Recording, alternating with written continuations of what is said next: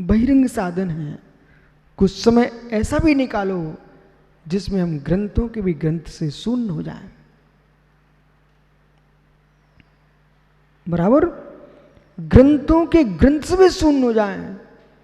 अभी तो मेरे हाथ में पेन है, कागज है, लिख करके समय पूरा कर लेते हैं, माला फेर करके समय पूरा कर लेते हैं, मित्र ग्रंथ पढ़ के समय पूरा कर लेते हैं, 24 घंटे बड़ा आनंद से निकल जाते हैं।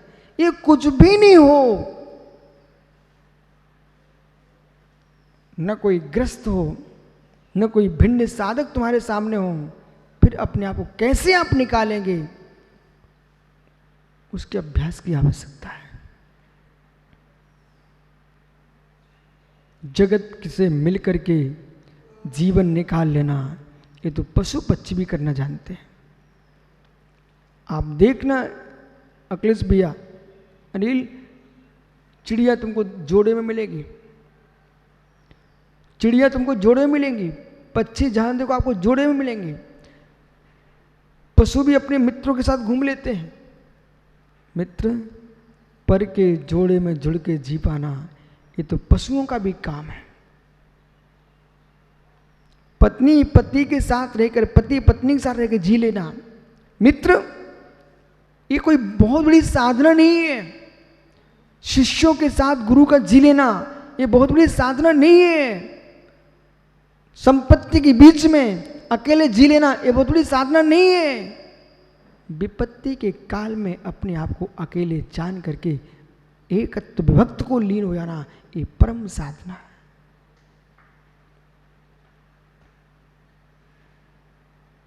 शायद संपत्ति में अकेले जी लेना बड़ी साधना नहीं है, विपत्ति में अपने आप को अकेले देख लेना बहुत कोई साधना नहीं है। संपत्ति विपत्ति से रहित होकर के अपने पिंड को निहारना, ये परम साधना है।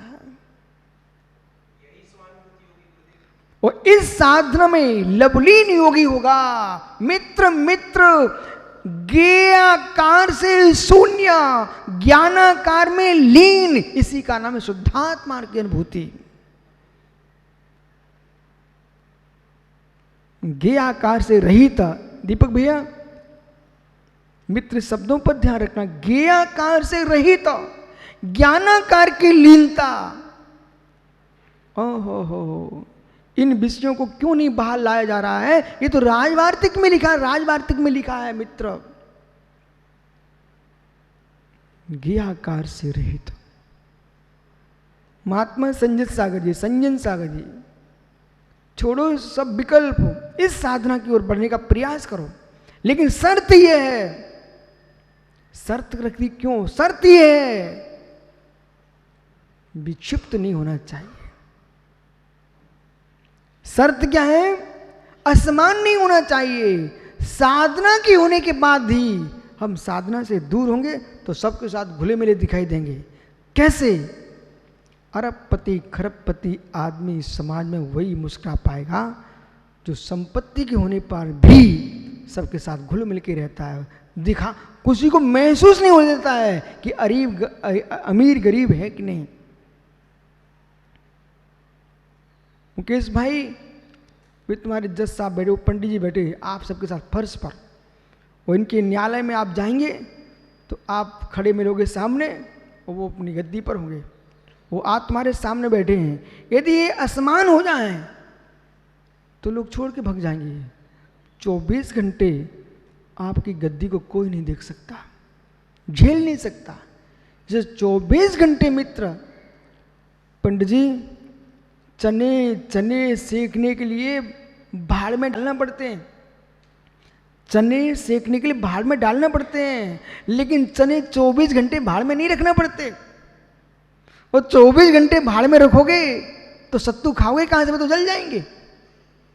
यदि सत्तू बनाने के लिए भी चनों को भाड़ में डाला है तो आपको निकालना पड़ेगा, नहीं निकालना पड़ेगा। इसी प्रकार से ज्ञानियों, हम ज्ञान की व्याख्याएं, हम अपने अधिकारों की व्याख्याएं, हम अपने बहुमान की व्याख्याएं 24 घंटे यदि करेंगे ना तो मित्र कोई व्यक्ति झेल नहीं पाएगा। वहां आपको एक सज्जन हमसे बोले, अनिल अब तो आप आचार बन गए ना, थोड़ा दम ठम से रहा करो महाराज जी। हमने डमठम क्या होता है? बोले वीआईपी। हमने वीआईपी क्या होता है? थोड़ा रुतबा। हमने रुतबा क्या होता है? वो मेरा चेहरा देखने लग गया। हमने ज्ञानी समझ, अभी तू जानता नहीं कुछ भी। जितने वीआईपी और जमठम की बातें करते ना, वे वीआईपी नहीं, असमान लोग हैं। जो ज्ञानी होता ना, वो ज्ञान और दर्शन चारित्र को ग्रहण करता है, असमान होकर के समाज से दूर खड़ा नहीं मिलता। समाज से दूर खड़ा नहीं मिलता। समाज के बीच में रह करके भी मित्र बोध होना चाहिए। पाटनी जी, पाड़े जी, नेमी भैया, ये अशोक ज्ञानी से पूछना, यहाँ पर लीची के बागाना भी है, यहाँ पर आम के फल भी है। आप इसी बगीचे में देख लीजिए मित्र, अनेक प्रकार के फल, केले आदि आदि सब सामग्री यहाँ लगी हुई है।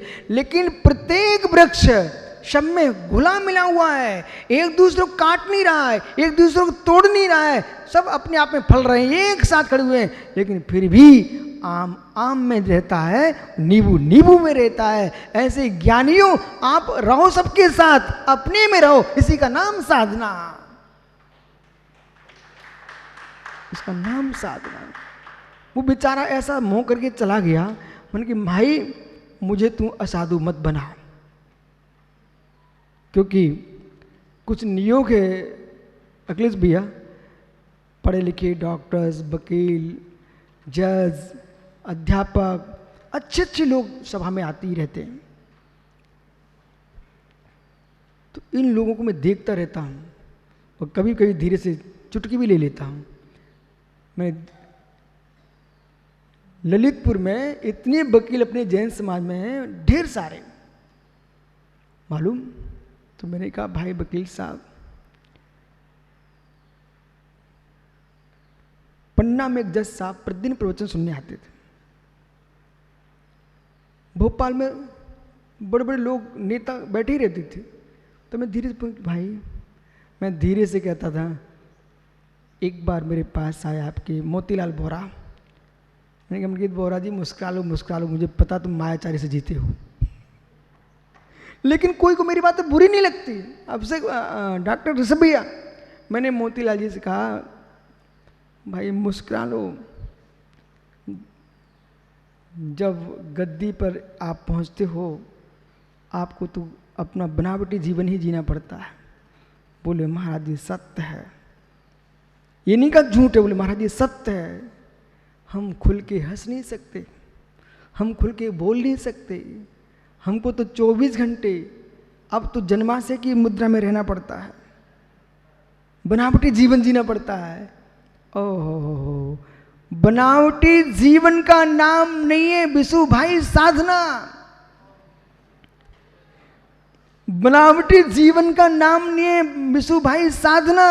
बेटा आशी साधना का नाम है मन में एकत्व, वचन में एकत्व, काय में एकत्व। इसका मतलब उछलना कूदना बंदरों जैसा नहीं है साधना। बोले गुरुजी ने कहा था मन में एकत्व, वचन में एकत्व, शरीर में एकत्व, सो बंदरों जैसे कूदना शुरू कर, नहीं नहीं नहीं, वो नहीं है साधना। स्थिर होकर के सहज रूप में डूबना, इसका नाम है ज्ञानी साधना, इसका नाम है साधना। क्या हो गया संजन सागर? बाहर चले गए, भीतर चले गए? साधना की गहराइयां पकड़ो, साधना की गहराइयां पकड़ो। आपको व्रत समति गुप्ति इनके पालन करने की साधना की व्याख्या मैं बहुत दिन पहले कर चुका हूं मित्र। और उस साधना की व्याख्या है, ये साधना उसमें सुरक्षित रहेगी।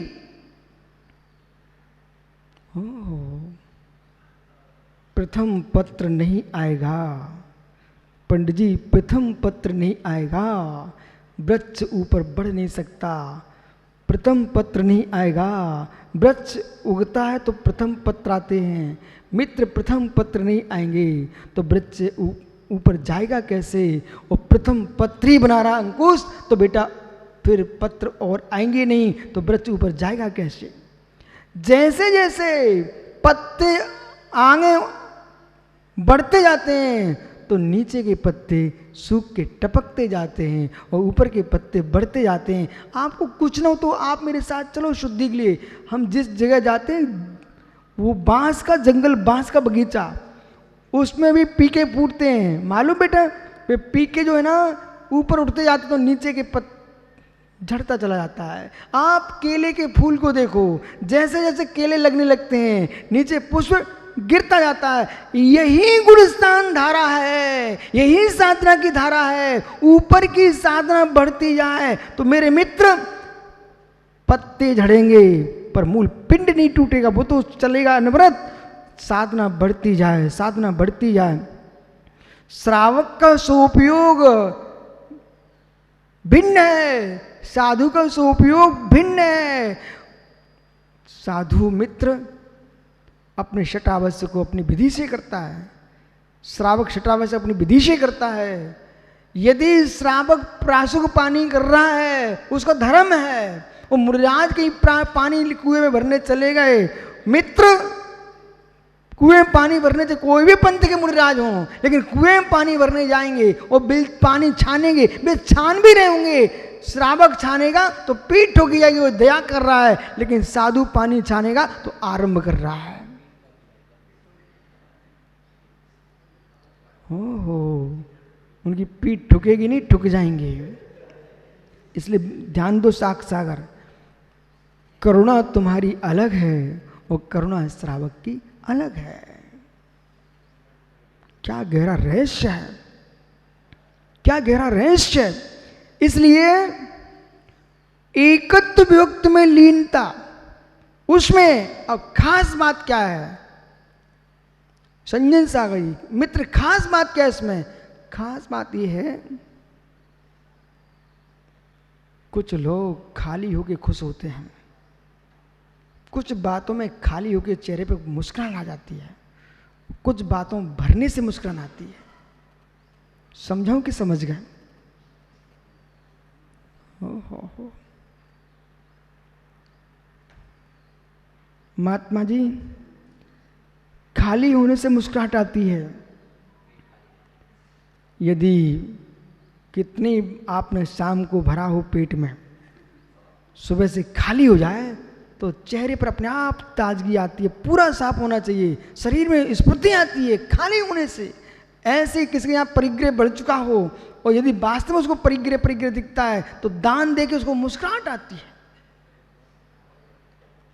दान दे के मुस्कुराहट आती, खाली हुआ है वो। राजिन, कुछ बातें भर के मुस्कुराहट आती है।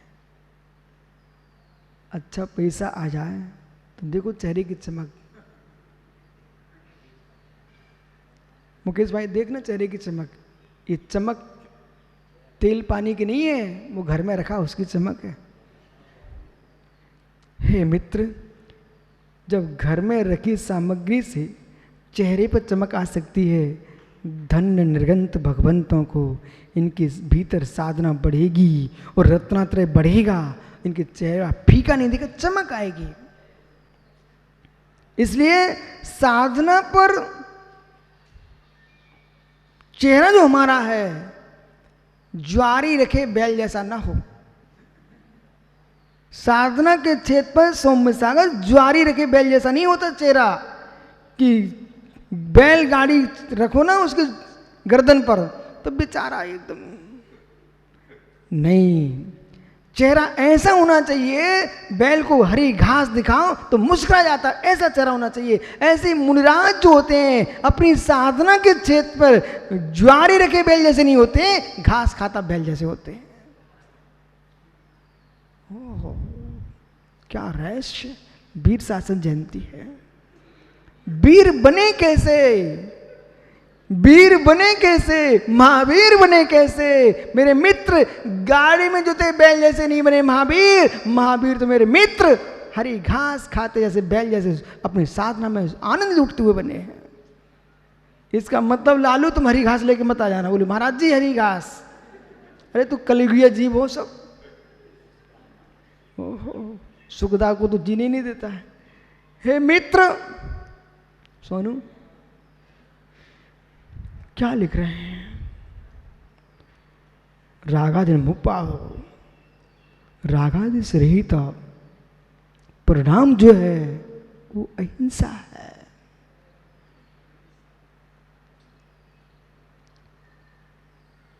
संग्रह पंडित जी तो हो गया, अनेक लोगों ने इस पर पद्यानुवाद भी किए हैं श्रवण सुत्तम पर। संग्रह होने के उपरांत पद्यानुवाद बहुत सारे लोगों ने किए हैं, लेकिन जिसने कुछ विषयों पर व्याख्यान किया उस सामने श्रवण सुत्तम रखा रहा, उसने बातें अपनी की हैं। आप समझ गए ना? हे मित्र, लेकिन हमारे आगमों की गाथा है। श्रवण सुत्तम में एक ऐसी एक भी गाथा नहीं है जो आगम के बाहर हो। आगमों की गाथा है, ग्रंथों की गाथा है मित्र। इन गाथों में क्या गूढ़ता भरी हुई है। अब आपको लगता है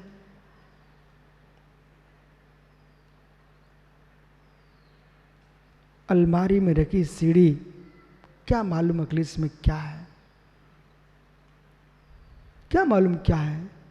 आप जब लगाओगे ना तब मालूम चलता इसमें क्या क्या चित्र हैं। ऐसे मित्र आगम को गद्दी पे विराजमान करोगे तब मालूम चलता कि हो सारे रहस्यों की विद्या सुरेंद्र सब यहां भरी हुई है। रागादि मुपंडो, प्रारंभ के लिए यही कहना, देख के चलिए। प्रारंभ के लिए यही कहना, जीव की विराधना न हो जाए। प्रारंभ के लिए यही कहना, अच्छे से जियो। जब तुम ऊंचे स्थान पर पहुंच जाओगे, अब आपसे ये नहीं कहा जाएगा कि ऋषभ पंडित अच्छे से बैठो। अच्छे से बैठो ये शब्द को सुनने लायक नहीं बचे आप। अच्छे से बिठाइए सबको। ओह, अंतर आया? अच्छे से बैठो इसका मतलब, मनीष अभी निक्कू समझा नहीं है, उसको कहना पड़ा अच्छे से बैठो। नहीं बेटा अच्छे से बैठो नहीं, अब तुम तो योग्य हो चुके, सबको अच्छे से बिठाइए। अब आचार नहीं हो, प्राचार हो।